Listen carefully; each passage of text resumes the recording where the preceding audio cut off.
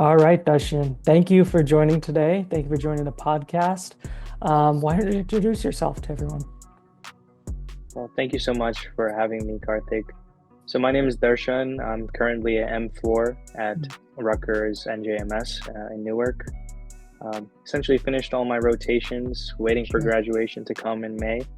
And instead of going on to residency, I will be trying to find a job at health tech startups and working first as a software engineer. So my background in undergrad was in computer science, and I did a decent amount of software engineering work. And so my goal is to go into health tech and work on the tools and technologies that physicians we all use in the hospital sometimes we're very frustrated with, as Yeah. well as the tools that patients use. Wow. Okay. So you got a very interesting background, mix of technology and healthcare. Okay. Um, but as we were talking about a little bit earlier, you were telling us about the difficulty you had with step one and step two time with the eye condition you have. Why don't you elaborate a little bit on that? Sure. So when I was taking step one and step two, I didn't know I wanted to pursue a non-clinical career. Hmm. So I was just like any other medical student, geared up to try to match into a good residency. So step one and step two are, of course, very, very important. Exactly. Uh, Around my second year of medical school, I started developing this problem of dry eyes. Now, Hmm. dry eyes is very common, but along with that, I got something called computer vision syndrome, which is kind of a catch-all term to just describe that symptoms that people are experiencing. Hmm. It's very poorly understood, and obviously is a new phenomenon because of the use of digital screens. Hmm. In any case, what essentially happened was if I would spend too long on a laptop or watching TV or even using my phone, my eyes would start to feel pain right away. It would be like a nerve pain. Um, and I would feel it within a span of even 5 minutes. Wow. So it was something that, if I had to use a computer for 8 hours a day, one day of the year, I could definitely do it and get through it, with the pain. But it Hmm. was very difficult day in and day out to study. And in medical school, we have to devote so many hours per day. Yeah. And so many of our resources are now online, all of our Hmm. question banks, a lot of the Hmm. PDFs for books. So it was very, very difficult for me. Gotcha. So you developed this second year before you started studying for the boards? Right about the time when step one was coming around is when Uh-huh. my, symptoms got really bad. Okay. And so what did you do to transition? Like when you started having this, were you like freaking out, like what's happening to my eyes? Like tell us a little bit about the story. Yeah, it's very nerve-wracking, Hmm. especially because everyone's work these days, regardless of what field you're in, relies on computers and digital screens. Yeah. So, of course, I was really freaking out. I went to go to an ophthalmologist, to an Hmm. optometrist, to a dry eye specialist. Hmm. And unfortunately, this condition of dry eyes is usually chronic, and there are so many different types of reasons why someone gets it. And Yeah. a lot of it's still not understood. There could be some autoimmune components to it, inflammatory processes to it, obviously lifestyle factors, how long you're spending time on the screen.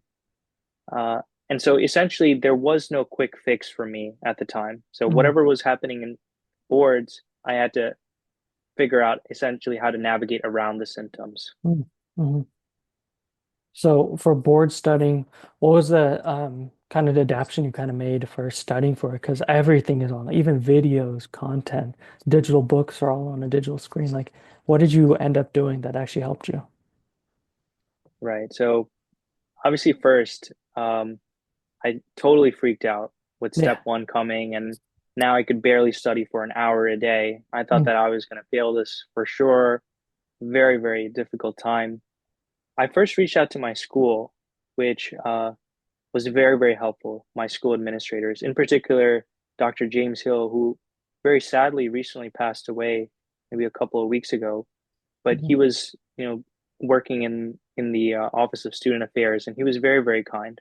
Mhm. And essentially, they said that you can get accommodations for the exam itself. This is helpful for everyone to know. If you Mhm. have some kind of issue, they can perhaps get extended time or different types of software during the Yeah. day of. But my situation was a problem. It wasn't much of a problem for the day of the exam, but for studying. Mm, So unfortunately, he wasn't able to provide much strategies or tips apart from what can be helpful the day of. hmm. So then my next approach, my next thought was, how can I minimize the use of like just my eyes in general? Yeah. Because at that time, I actually I wasn't able to figure out whether it was just digital screens or paper at that time too. I thought that even reading was going to cause problems for me. Hmm. So at that time, I was thinking, can I change my entire strategy to using audio resources? Mm, mm, And fortunately, there are some third-party audio resources that will kind of read out Anki cards for you. They'll like mm, read out the front of the card, and then wait a couple seconds and read out the second part of the card. yeah. There are also some podcasts on Spotify that do UWorld type questions. Mm, hmm. These are things helpful, if you're driving the car, that's what they're designed for. Yeah. For people at the gym. I started doing that, but that, of course, can't be scaled to study for the entire step one exam. It was just too difficult. Hmm. Um, because reading is so important. You have to reading is much quicker as well than listening. Yeah. And all of the audio resources are incomplete. So Hmm. that turned out to be a big failure. Eventually, somewhere along the line, I was like buying these old textbooks, like the first aid actual book, working out of the book that most people don't even do anymore. And I Yeah. noticed that my eyes didn't have as much of a trouble if it was actually paper. It Really. was really just digital screens that was causing the problem. Uh-huh. So then my next thought was, is there a way I can print out UWorld or a question bank? Because that's the Yeah. core of step one studying is question banks. Yeah. And obviously, as many medical students know, in the shadier parts of the internet, you can find some of these PDFs. That being said, I searched extensively, and this wasn't because I wanted to avoid a UWorld subscription. I already paid for it, Yeah. blah blah Yeah. blah. It was just I couldn't use it. But unfortunately, there was no good PDF online either. Hmm. Most of them were incomplete or outdated or in really shady parts of the internet, charging a lot of money, just as much as UWorld. So that was just a terrible solution. Hmm. So my final solution that I actually did, which is not the most optimal, I'll tell you what I should have done before after. But I went through UWorld. I created my own PDFs by stitching together a bunch of screenshots that I took. Um, Hopefully, UWorld lawyers don't come after me because these files aren't there on the internet. The papers are all gone. It was just for my own Uh-huh. accommodation Yeah. purposes. But I ended up stitching together these PDFs. I got a printer with a really economical printer, very highly efficient with toner usage. It was a laser printer by Brother. Mm. And I ended up printing over the course of step one about 20,000 pages Wow. PDFs. I had stacks of papers, like literally up to my knees, multiple stacks of them in my basement, Yeah. organized by subject. And then I would actually take uh, every single one, kind of take them at random so I can generate that, whatever it's called, where you don't know the a specific topic of the question, Yeah. because that's the best studying strategy. Uh-huh. And in any case, that's what I did, and it ended up going very well. I passed step one, um, and then on step two, I did the same strategy again, and I Uh-huh. ended up doing very well as well. Understand. And I think it was actually the paper that added so many more benefits that we'll talk about. It not only helped my health, but I felt that if someone else who didn't even have these eye problems used the same strategy I did, their score might also improve too. Why don't you elaborate a little bit on that? Because hearing that sounds like it's a big waste of time for someone who doesn't have to, but kind of tell me why do you think paper could actually benefit a lot Right. And I will say, of course, it's a huge waste of time. It was so many to resources. print I it? would have Yeah. never done it if I had to do it. It was Uh-huh. totally crazy. Um, but the reason why I say that it can be beneficial Hmm. is even with someone without dry eyes or computer vision syndrome, Sure. spending time on the screen causes you to skim over text most of the time Yeah. because it's less of a natural environment. Your eyes will get tired and fatigued as the day goes on, and your brain will always take mental shortcuts. So the first thing it usually does is it skims over. And I think there are some studies where you can actually find information about this, that when you're reading something on a screen, you're less likely to have good reading comprehension and so forth. Mm. But for me, what I noticed is I could spend maybe 5 to 10 minutes on a single question, U-World question, every get all the concepts, get all the learning materials that I really wanted out of it, and it wouldn't feel as if I was rushing towards the next question, which I think tends to happen. Mm, When I yeah. talk to other medical students, oftentimes they'll do 10 questions an hour or maybe 20 questions an hour or 40 questions an hour as like how it's actually timed. But Mhm. for me, when I was preparing for the exam, there were times where I spent maybe 10 to 15 minutes on a single question. And I think that can only be done really well if it's a very comfortable environment. Not Mhm. only just your screen, but where you're sitting, but primarily your screen. You don't want your eyes to get fatigued. Mm. So when you went through these questions, did you make a separate pile of like completed and non-completed then? Like Right. Separate pile for completed, non-completed, a single pass through the entire single QBank. pass. Okay. And then you basically, I'm just getting an idea. So you marked down the answers on each one, but the PDFs you had also had the correct answers that you then corrected by hand. Right. So, if you imagine like the UWorld tutor mode, it'd give you the Yeah. question first. Yeah. And then what I would do is I would click a random answer. This is while I was generating the PDF, and Hmm. then take screenshots of the explanation right after it. So when I would get a booklet in my hand at the end of the day, you would have the question, and then the next couple of pages would be the explanations Explanation. behind it. Okay. Okay. So you kind of did in tutor mode the whole time. Whole thing was tutor mode. Gotcha. Okay. And then how did you highlight and that stuff? So I didn't highlight anything, which I don't really think is very effective.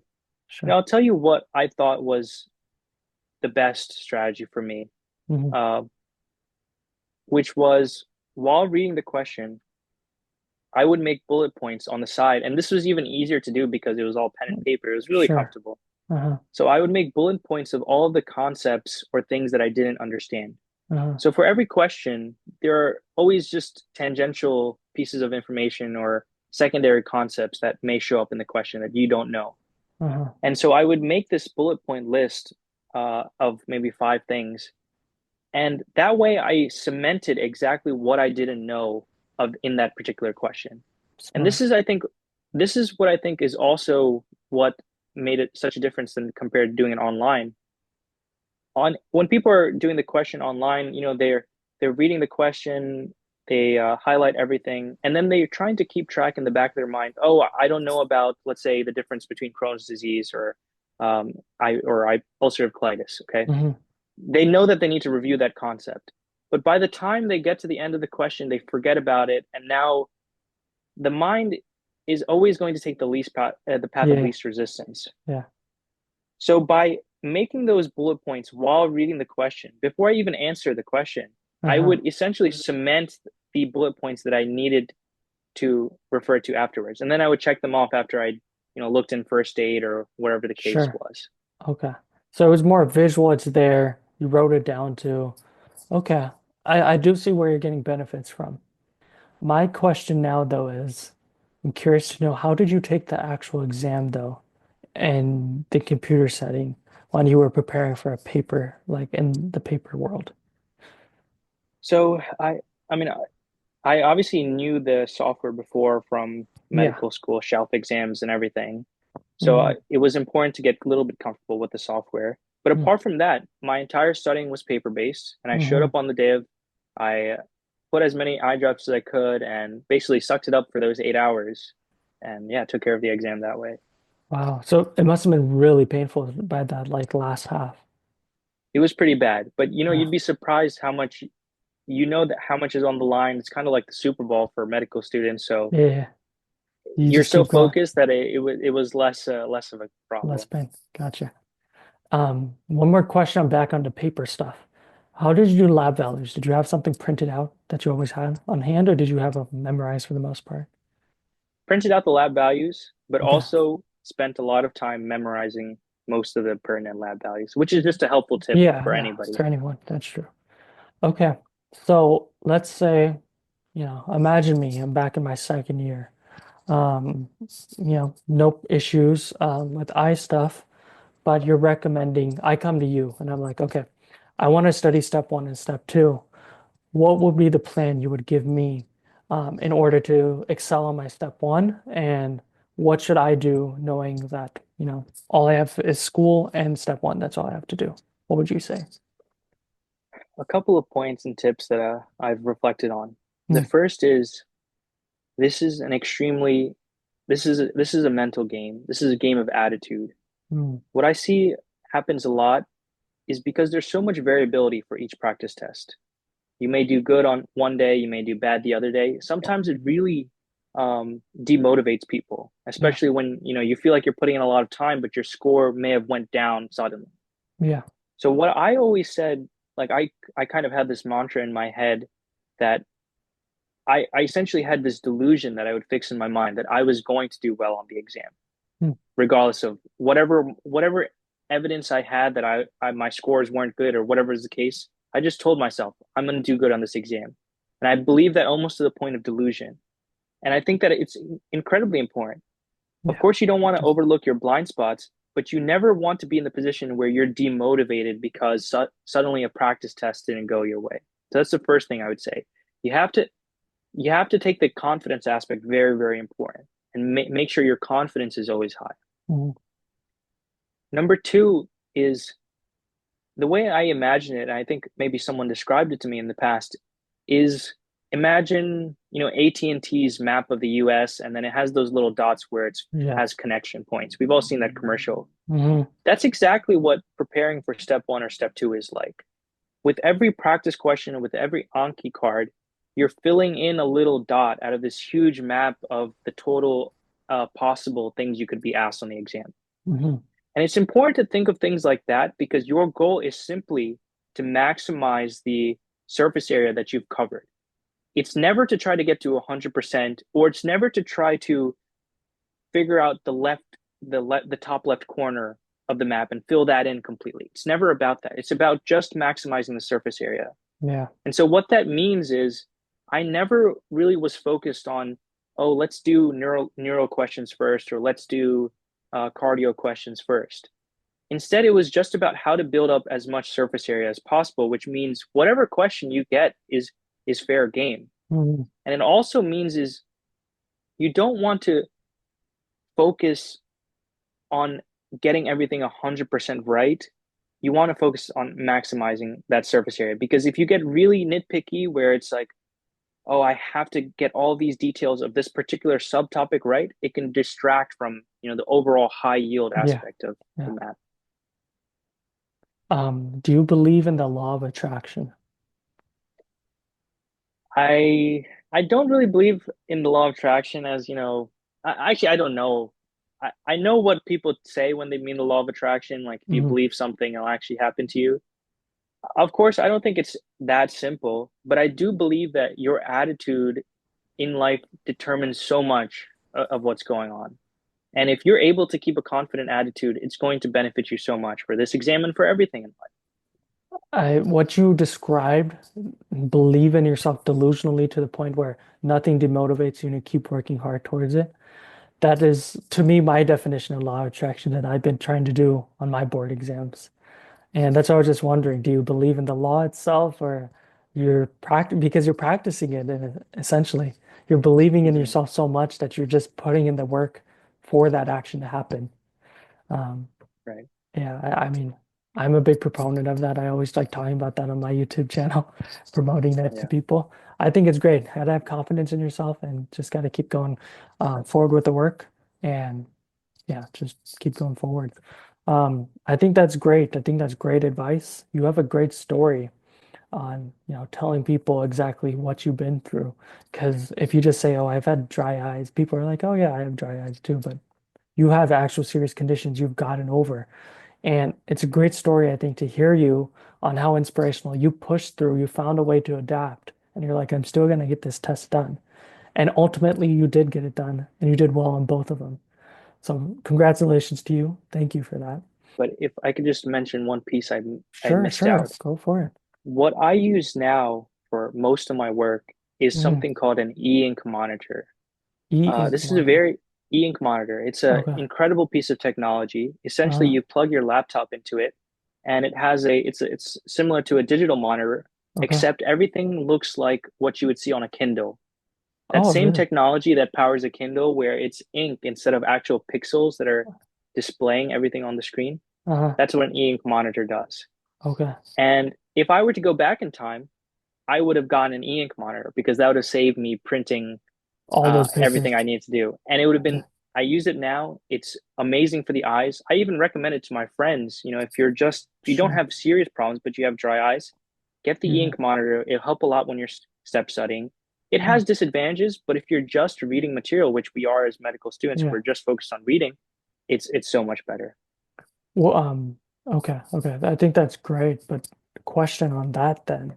Do you regret printing it out knowing that the e-ink monitor would have helped you, or do you think it still was a good idea?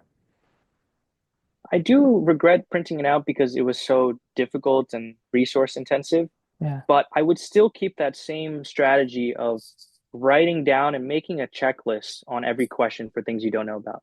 The Hmm. important part is you need to put that concretely on paper Hmm. because otherwise your mind will get out of it. And when you finish the question, you're reading the explanation, you'll think, oh, yeah, I know it. I knew everything else about this question. It's okay. Let me move on to the next one. Hmm. Okay. Okay. I like that idea a lot of the checklist really hit me when you were saying that. It was like, that's smart. That's really smart to keep a checklist. That's great. Um, all right. Well, Darshan, thank you for that inspirational story. But wanted to continue on with a question I have for you. It's a question that we leave from the previous guest, and they leave it for the current guest, and then I'll have you leave a question for the subsequent guest that comes on. Question that was left for you was, do you have the same intentions and same motivations as a medical student in your fourth year now as you did when you came in your first day of medical school? Um, how are they the same? Are they different? And if so, give a little background on that. I think they're very different. And I think that everyone who's gone through medical school experiences something quite similar. Hmm. When you spend time in the hospital as a third and fourth year, Hmm. you are put in situations that are incredible situations, Hmm. both negative and positive, and that undoubtedly changes you as a person. For me, just seeing the amount of suffering that goes on in a hospital day in and day out, just the simple rounds, in any service you have, and you'll see Yeah. incredible amounts of suffering and patients and families going through the most difficult part of their time. That really gives you a sense of urgency Hmm. that what we're doing as a profession, regardless of what specialty you're in, or even whether you're a clinician or a non-clinician, the urgency of healthcare and improving health for patients. And so I feel now as a fourth year student that this really is a mission and a purpose and a noble and an honorable purpose that is worth pursuing. Hmm. And when we first start medical school, we all say that we want to help people, but seeing people actually in need Yeah. and seeing that there is something we can do, I think gives us so much more energy. Yeah. I agree. I agree on that. Very beautifully said. Thank you. Do you have a question you would like subsequent guests to have answered? Sure, I did think of one, Hmm. and I know that this podcast is focused around the board exams. Yeah. So my question to the next guest is there some strategy that they had to make studying for the exam more enjoyable? Enjoy. Because I think that's an important piece. It's a marathon, it's not a sprint. You have to spend so many hours. If there's some way to make the experience more enjoyable, then it won't be like pulling teeth, but it'll be like, you're actually enjoying your work and moving Yeah. forward. So, That's a good one. That's a good one. What did you find enjoying for yourself? That question. well, I think this sounds really crazy, but some parts of step studying are actually enjoyable. And maybe people feel this way too. It's not so uncommon, but every question is like a mini puzzle. It is. And, I majored in computer science. I loved computer science and building and solving puzzles. there's just a natural amount of fun you can get. It's like being an investigator or detective for most Exactly. questions on step one, step two. Hmm. So if you kind of change your attitude a little bit and say that, this isn't something that is just something I have to do and plow forward, but instead something I can get a little bit of intellectual enjoyment out of, Hmm. I think that would make the process much, much better. That's true. I agree on that. I think in step two, I started realizing that more, where it was like, this applies to real life. Like I'm solving puzzles on a computer, then I go see it in real life. It's like, whoa, I can like correlate it a little bit. Right. Yeah. Well, thank you, Darshan. That was a great interview, great motivation for a lot of the audience. And I wish you the best of luck. And thank you for coming on again. Thank you so much, Karthik. Thanks for letting me share my story. And I really think that what you're doing with this podcast is very good. And it's helping so many other students. Thank you. Thank you. Thank you for the kind words.